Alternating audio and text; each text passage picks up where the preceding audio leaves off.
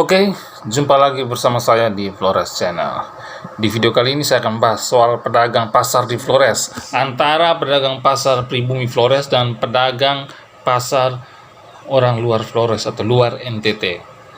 Jadi teman-teman, di setiap kabupaten kota di Flores itu, mulai dari Flores Timur sampai Labuan Bajo, kalau Anda perhatikan, di setiap kota, kabupaten, bahkan di kecamatan-kecamatan, selalu saja kalau yang berjualan di trotoar, badan jalan, emperan toko adalah pedagang pribumi Flores. Benar kan? Itu adalah fakta yang kita sering perhatikan. Terus di mana pedagang pendatang? Sekali lagi, terus di mana pedagang pendatang? Pedagang pendatang atau orang luar Flores, luar NTT, biasanya menempati toko-toko atau lapak-lapak yang aman. Rata-rata pedagang yang berjualan di emperan toko, trotoar, di badan jalan, itu adalah pedagang-pedagang asli Flores.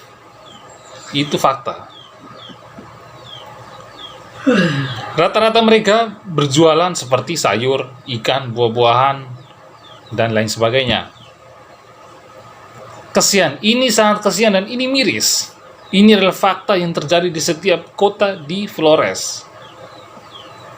Anda tahu tidak, efek dari berjualan di emperan toko atau di trotoar atau di badan jalan? Yang pertama adalah kemacetan lalu lintas. Jelas ini akan mengganggu aktivitas lalu lintas, apalagi ditambah dengan kendaraan yang parkir liar di pinggir jalan. Ini menambah kemacetan. Yang kedua, faktor yang kedua ini adalah menyebabkan terganggunya kesehatan. Kenapa? Asap kendaraan bermotor ataupun kendaraan roda 4 ditambah dengan debu akan menempel pada buah-buahan, sayur-sayuran, ikan di pinggir jalan itu. Ini sudah mengganggu kesehatan kita karena ikan yang kita beli itu sudah tertempel dengan debu, kotoran atau asap kendaraan. Belum lagi si penjualnya, si emaknya, si bapaknya itu menghirup debu, menghirup asap kendaraan. Ini berbahaya dari segi kesehatan. Yang ketiganya adalah ini akan membuat pemandangan jadi jelek, semrawut, penataan kota yang tidak bagus, tidak baik, tidak sedap dipandang. Itu adalah persoalan ketiga. Terus siapa yang mau kita salahkan? Kalau masih sampai sekarang banyak sekali pedagang asli Flores, pribumi Flores yang masih saja berjualan di emperan toko, di trotoar, di badan jalan. Bisa saja kita menyalahkan pemerintah daerahnya, atau bisa saja kita menyalahkan si pedagangnya. Kadang si pemerintah sudah menyiapkan tempat, sudah menyiapkan pasar, sudah menyiapkan lapak yang terbaik untuk para pedagang kita. Sayangnya para pedagang kita enggan untuk berjualan di lokasi baru. Ada faktornya. Apa? Dia merasa bahwa tempat baru untuk dia berjualan itu kurang strategis. Dia merasakan bahwa sepi pembeli. Dia merasakan bahwa omsetnya menurun. Sehingga dia tidak mau menempati lapak atau pasar baru yang sudah disediakan oleh pemerintah. Di samping itu juga bisa saja pemerintah disalahkan karena pemerintah kurang memperhatikan kebutuhan-kebutuhan yang dibutuhkan oleh pedagang-pedagang asli Flores. Sehingga mereka terpaksa mencari lokasi yang sangat tidak baik untuk mereka, yaitu berjual di badan jalan, di trotoar, di pinggir jalan, dan lain sebagainya. Ini adalah PR untuk kita. Sangat disayangkan sekali, miris sekali. Ini sangat tidak adil.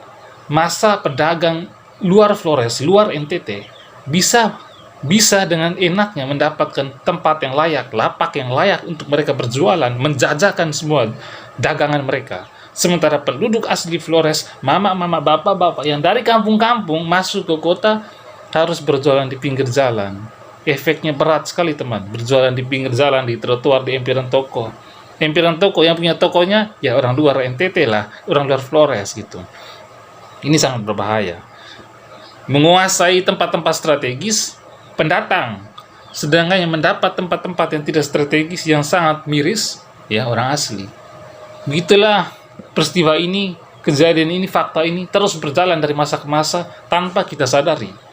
Bukan berarti kita anti dengan para orang asing atau pendatang dari luar. Bukan. Tapi di mana letak keadilannya? Kesian, miris.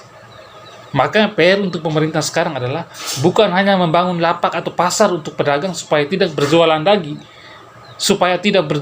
di badan jalan atau trotoar, tapi harus memikirkan strategis atau tidak tempat baru itu. Saya ulangi lagi, tapi pemerintah harus berpikir tempat yang baru dibangun itu strategis atau tidak, sesuai dengan kebutuhan masyarakat asli atau tidak. Jangan sampai belakangannya kemudian pasar itu yang dibangun itu yang tidak strategis itu akhirnya mubazir